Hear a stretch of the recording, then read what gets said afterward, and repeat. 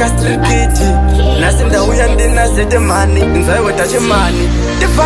dzikamisa moyo nepfungwa mufaro handina ndiwe uzere nepfungwa zvondoita muranda kugara semusungu inganda ndisori chiita udzoke kumba kuti wakaenda bebi hazvitambirike ronda rawakasiyawe haricharapiki kana ndiri ndakatadza uya tigadzirise kundiramba kwako kuchaita kuti ndifegela tokuudza hazvitambirike ronda rawakasiyawe haricharapiki kana ndiri ndakatadza uya tigadzirise kundiramba kwako kuchaita kuti ndifegela aisaisori ndoziva ndakatadza misike kuva newe ndozvandada sandipisa wani kumbo handigone pada vari kundibvunza haripiko wawakada ndasama kushevedzera asandina foisi zvakaitika sori paya ndakashaya choisi una bebikeo ndoda kunzwa rako foisi rudo rusingaperese wakanditema pauri ndakapinda nemwoyo kupinda hati kudai ndakadanana newe pane magati handisive chakonzera ugojamba yati ndokuda mdiwa dzoka kumbani wakaenda bebi hazvitambirike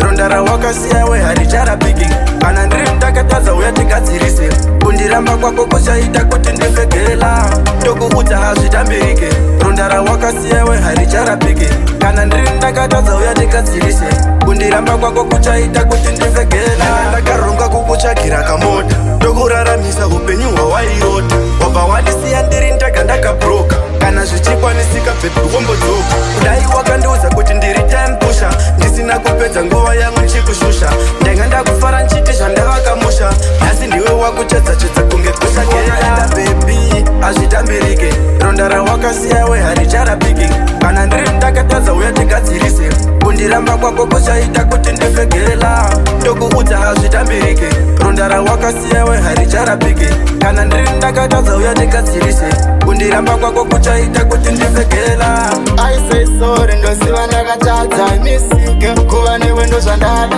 sandipisa wani kumbo handigone pada vari kundibvunza haripiko wawakada ndasama kushevedzera asandina foisi zvakaitika sori paya ndakashaya choisi una bebikeo ndoda kunzwa rako foisi rudo rusingaperese wakanditema pauri ndakapinda nemwoyo kupinda hati kudai ndakadanana newe pane magati handisive chakonzera ugojamba yati ndokuda mdiwa dzoka kumba ndizivani